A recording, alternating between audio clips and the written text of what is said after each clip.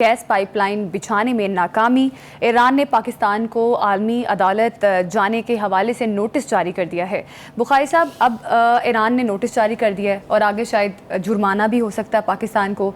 Deadline दी गई, लेकिन deadline के बावजूद पाकिस्तान में गैस पाइपलाइन नहीं बिछाई गई। अब इसके आगे क्या कॉन्सिक्वेंसेस होंगे? देखिए, आपके इस गुफ्तगू का जो सबसे मेन पॉइंट है वो ये है कि ईरान अब सालसी अदालत में जाएगा जो पेरिस में कायम है जी। क्योंकि हमने ये एग्रीमेंट किया था अंडर द फ्रेंच रूल्स। वो तो उसका राइट है, अगर हम डिफ़ॉल्ट करेंगे उन यानी जो हमारा एग्रीमेंट था उसको ऑनर नहीं करेंगे तो ये उसका राइट है कि वो जाए सालसी अदालत में। और ये भी सही है कि अगर वो सितंबर तक नहीं जाता है तो उसका राइट ऑफ डिफेंस ख़त्म हो जाएगा। इसकी मिसाल आपको देते हैं, जिससे चेक एक पेश किया जाता है ना, तो चेक अगर आप बैंक में नहीं लेके जाएंगे उसको और बैंक में आप चेक लेके गए, वो बाउंस हो गया है, वो बाउंस कराना ज़रूरी होता है क्योंकि अदरवाइज़ 6 महीने में उस चेक की हैसियत नहीं रहती। यही हाल होता है इंटरनेशनल एग्रीमेंट्स का भी कि उसकी आपको मुद्दत के एतबार से, उसकी फंडिंग के एतबार से, उसकी इफ्स एंड बट्स सारे के ऊपर अमल दरामद करना होता है। हमारे ज़िम्मे ये था कि हम अपने हिस्से की पाइपलाइन एक ख़ास अरसे में मुकम्मल करेंगे। अब हमने वो नहीं किए। अब हमने क्यों नहीं किए, मेरे ख्याल से ये भी हमारे नाज़रीन को समझाना बहुत ज़रूरी है। पहली बात तो ये कि हम ये ज़रा थोड़ा सा सम अप कर लें कि इस प्रोजेक्ट को, जिसे ईरान गैस पाइपलाइन कहते हैं, इसमें स्टेक होल्डर्स कौन है? इसमें एक तो हम स्टेक होल्डर हैं जिसको फ़ायदा होना था अगर ये गैस पाइपलाइन बेच जाती। दूसरा ईरान है, चूँकि उसको भी वो गैस बेचता, उसको भी नेशनल इनकम उसकी बढ़नी थी। तीसरे हैं एक भाई साहब जो वैसे तो हमारे 70 साल से ज़्यादा से इत्तेहादी हैं, लेकिन मैंने आज तक उनको पाकिस्तान का दोस्त कभी नहीं समझा। मेरे पास पूरी एक लंबी लिस्ट है, कई प्रोग्राम्स मैं आपके साथ मिलकर कर सकता हूँ टू जस्ट ब्रिंग होम कि कितनी दफ़ा पाकिस्तान को बिट्रे किया है अमेरिका ने, being an ally, being a friend.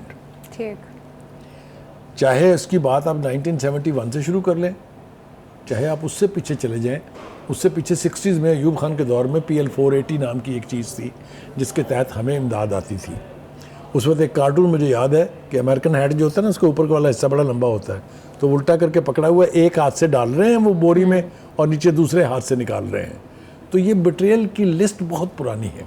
उसके बाद चाहे पाकिस्तान का न्यूक्लियर प्रोग्राम हो, चाहे कोई भी जवाब हो, अमेरिका के पास एक लंबी रजीम है सैंक्शंस की पाकिस्तान के ख़िलाफ़। मेरे ख्याल से अगर मिला के अगर आप उसको देखें तो 20-22 साल बन जाते हैं जब हमारे ख़िलाफ़ सैंक्शंस लगी रहीं और उसके अंदर बिट्रेयल की और नई मिसालें कायम हुई कि हमने उनको अदायगी की हुई थी अपने F-16s की। उन्होंने एक स्क्वाड्रन F-16 का हमें बेचा। अच्छा। हमने पैसे दे दिए उनको, उन्होंने उस सैंक्शन रजीम की वजह से कहा कि जी तो हम आपको नहीं दे सकते। हमने कहा अच्छा जी हमारे पैसे वापस कर दें, उनका कैश भी नहीं दे सकते। अच्छा जी कैसे वापस करेंगे कि जी वो गंदम ले लें आप हमसे, इन काइंड ले लें वो। और वो काइंड क्या है जी कि वो हमारे यहाँ वीट जो है, ये वो वीट है जो सरप्लस होती है अमेरिका में और हर साल वो उसको जला देते हैं जी। वो दे के उन्होंने हमारी हमसे यानी जान छुड़ाई थी। कहने का मतलब ये है कि एक नहीं है, बेपनाह बार उन्होंने हमें सब्जेक्ट किया है टू सैंक्शंस। और अब ये गैस पाइपलाइन के हवाले से इम्प्लाइडली वो हमें धमकियां देते रहे पहले शुरू में, ना करें ना करें ना करें, सैंक्शन लग जाएंगी, ना करें, ईरान सैंक्शनड है, आप उनके साथ कोई ट्रेड नहीं कर सकते। इसकी मैं आपको एक बदतरीन मिसाल सुनाऊं जी। मुझे अच्छी तरह से याद है कोई 4-5 साल पहले, 4-5 साल नहीं, उससे ज़्यादा अरसा पहले, अमेरिका के स्टेट डिपार्टमेंट ने खत लिखा पाकिस्तान के फॉरेन ऑफिस को कि any company, any individual, any bank if will deal with gas pipeline, we will blacklist him internationally।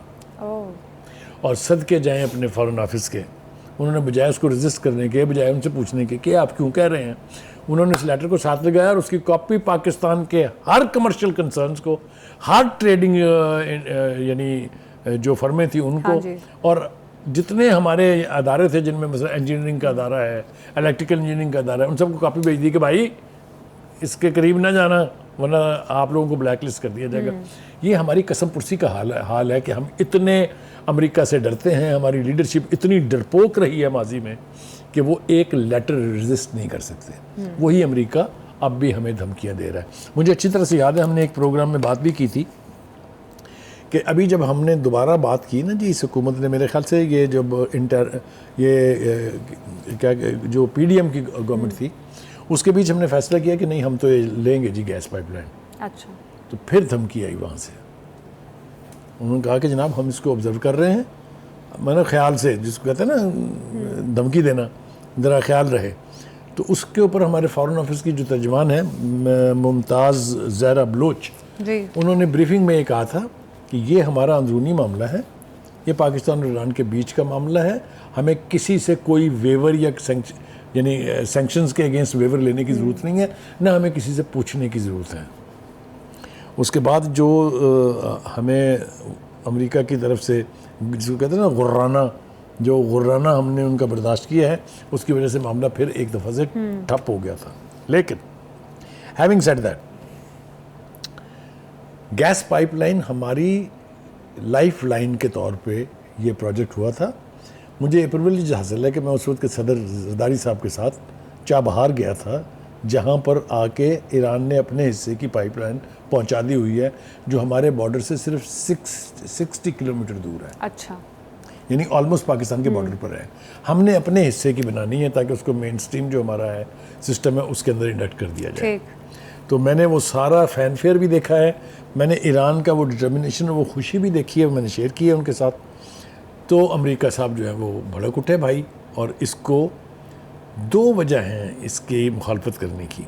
एक तो ये कि चूँकि ईरान के साथ अमेरिका की सुर नहीं है, क्योंकि ईरान इजराइल के वजूद को तस्लीम नहीं करता है, क्योंकि ईरान उन तमाम कुव्वतों को सपोर्ट कर रहा है जो इजराइल के ख़िलाफ़ बरसरे पैकार हैं, इसलिए ईरान को तो बर्दाश्त करने के लिए अमेरिका तैयार नहीं है। ठीक, और चूँकि ये गैस पाइपलाइन प्रोजेक्ट ऐसा था जिससे पाकिस्तान और ईरान दोनों को फ़ायदा होना था, लिहाजा इसको सबोटैच करने की कोई ऐसी कोशिश नहीं है जो उन्होंने नहीं की है। ठीक। अब बुखारी साहब, अब आप पूछेंगे मुझसे, मुझे पता है आपके सवाल का क्या हमारे पास ऑप्शन बुखारी साहब, अब देखें ना कि ईरान जो है, ईरान ने तो नोटिस भेज दी है, ठीक है। अब लीगली पाकिस्तान किस तरह से फाइट करेगा, क्योंकि पाकिस्तान के पास अब लीगल नोटिस आ गया, अब जाके अदालत में ही आपको अपना नैरेटिव पेश करना है ना, क्या वजूहात थी। देखें वो जो सालसी वाली जो अदालत है, हाँ जी, उसमें तो जाएंगे दोनों ही फ्रीक जाएंगे, क्योंकि जैसा मैंने कहा ना, एक दफ़ा इस चेक को बाउंस कराना ईरान के लिए ज़रूरी है। वो एक दफ़ा वहाँ जाएगा ज़रूर ताकि उसका वो हक महफूज रहे। बिल्कुल, वरना अगर नहीं जाता तो फिर ईरान के पास। लेकिन मेरा ख्याल ये है कि इससे पहले कि हम और किसी सिमत में जाएं, हम ईरान और पाकिस्तान की मजबूरियों को समझने की कोशिश करते हैं। ठीक, हमारी मजबूरियाँ ये हैं कि हम अमेरिका के साथ पंगा क्यों नहीं ले सकते। एक तो ये कि हमारी टोटल ट्रेड जो है उसका 80% जो है वो अमेरिका और यूरोपीय यूनियन के साथ मुंसलिक है। दैट मीन्स कि अगर अमेरिका बहादुर नाराज़ हो जाते हैं हमसे, तो ये हमारी ट्रेड का 80% तो गया। बाकी जो हमारी मईशत जो तबाही के किनारे पर पहुंची हुई है, उसके लिए हम IMF का दरवाज़ा खटका रहे हैं, कुछ कोल लेके पहुंचे हुए हैं। जो ही अमेरिका आंख मारेगा तो IMF साहब भी हाथ झाड़ के पीछे खड़े हो जाएंगे कि नहीं जनाब सॉरी, हमें तो आपको कुछ नहीं देना है। यानी जो बाकी की तबाही बच जाएगी वो इससे हो जाएगी। अब आप हमारी मजबूरियां समझें, हम क्यों अमेरिका की बात मानेंगे। साहब, आज एक खुशखबरी तो हमें मिली रेकोडेक वाली कि सऊदी अरब इन्वेस्टमेंट कर रहा है उस प्रोजेक्ट में। अब 18 अरब का जुर्माना अगर पाकिस्तान को हो जाता है ईरान पाइपलाइन में, तो ये देखें तो जो सऊदी अरब की इन्वेस्टमेंट आ रही है, that's peanut, that's only 80 crore dollars, which is nothing. 18 अरब जुर्माना है। हाँ, 18 अरब जुर्माना। और हैरानगी की बात यह है कि इस प्रोजेक्ट की अगर ये ओरिजिनल वक्त पे कमीशन हो जाता तो इसकी टोटल कॉस्ट 7 अरब डॉलर थी। अब उसका जुर्माना आप दे रहे हैं 18 अरब डॉलर, इसलिए कि सरसे में कीमतें जो हैं वो बढ़ती प्रोजेक्ट की कॉस्ट कहीं से कहीं पहुंच जाती है। हाँ। ठीक है। अच्छा बुखारी साहब, अच्छा, ये ईरान की मजबूरियां तो समझा रहे थे ना मुझे। ईरान की भी तो मजबूरियां है ना।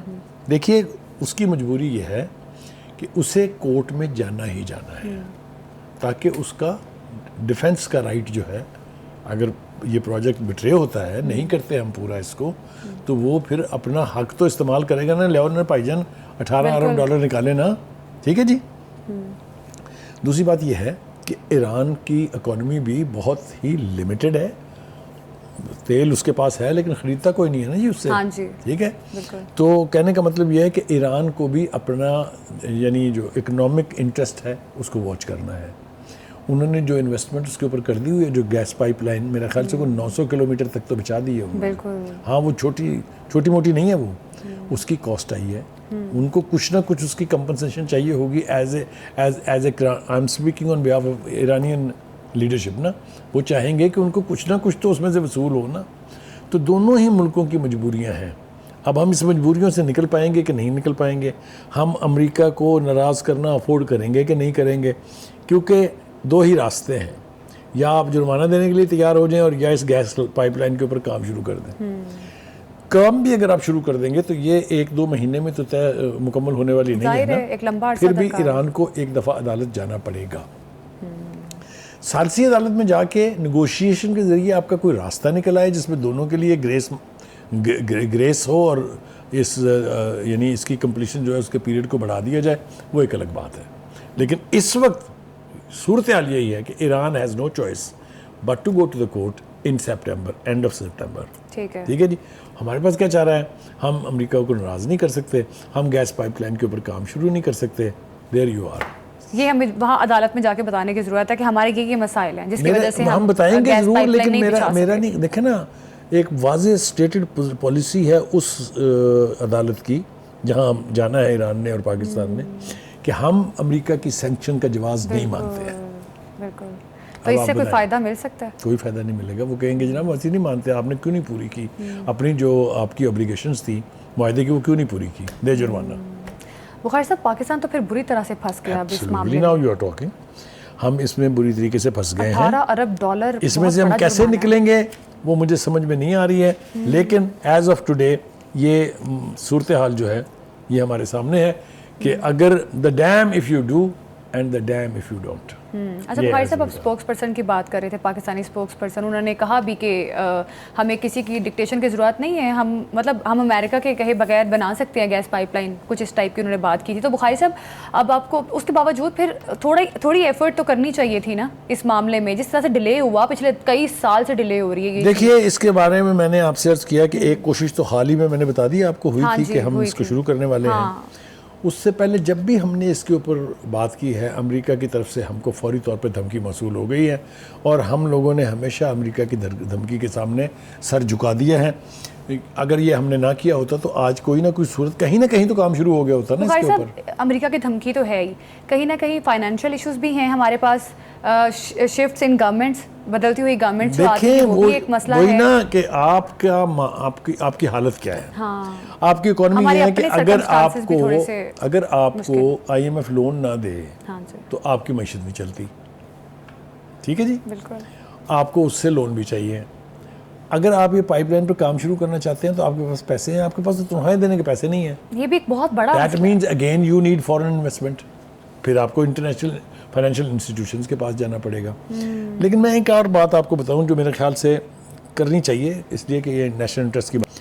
देखिए, अगर ये गैस पाइपलाइन कमीशन हो जाती तो आज आप जिस एनर्जी क्राइसिस को फेस कर रहे हैं ये ख़त्म हुए हुए 10 साल हो गए होते। अच्छा। क्योंकि जितने वो यहाँ लिखा हुआ भी था कहीं पर कितने क्यूबिक फुट जो गैस है वहाँ से आनी थी, अगर वो गैस हम उतनी लेनी शुरू कर देते तो 50,000 मेगावाट बिजली हम बना सकते थे 4 रुपये पर यूनिट की कॉस्ट में। तसव्वुर कीजिए कि हमारी इकोनॉमी कहाँ जाती, कितना बूस्ट आता उसमें। इसीलिए मेरे ख्याल से मैं तो इसको इंटरनेशनल साजिश कहूँगा। उसमें हिंदुस्तान ने कितनी लॉबिंग की है अमेरिका को अपने साथ मिलाने के लिए, कितना इन्वेस्ट किया है इसमें, मुझे नहीं अंदाज़ा इसका। आपको एक और बात बताऊँ मैं कि हमें CPEC से हटाने के लिए भी एक कोशिश अमेरिका ने इससे पहले भी की थी। इसी तरीके से हमें गैस पाइपलाइन से तवज्जो हटाने के लिए उसने कहा वो टापी एक प्रोजेक्ट है जो 2024 में कमीशन होगा, आप उसका हिस्सा बन जाए, और हम बन गए थे उसका हिस्सा। हाँ। किधर है वो? उसने तो गुजर के आना था अफगानिस्तान से। अफगानिस्तान में अमन है, बचेगी वहाँ गैस पाइपलाइन?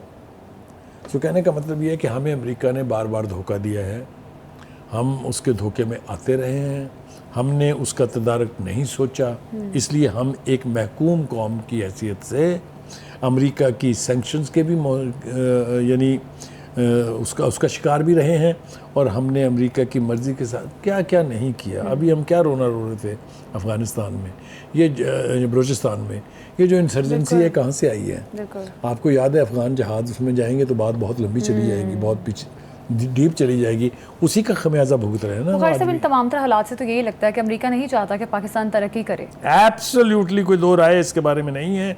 हमारी लीडरशिप को भी चाहिए कि इसका इदराक करें। हम जब भी आगे चलते हैं अमेरिका हमें पीछे धकेल देता है। हमें कौम की हैसियत से अगर ज़िंदा रहना है, अगर हमें सर्वाइव करना है, तो हमें प्रेशर सीखने का, प्रेशर जो है उसको डील करने का सलीका आना चाहिए।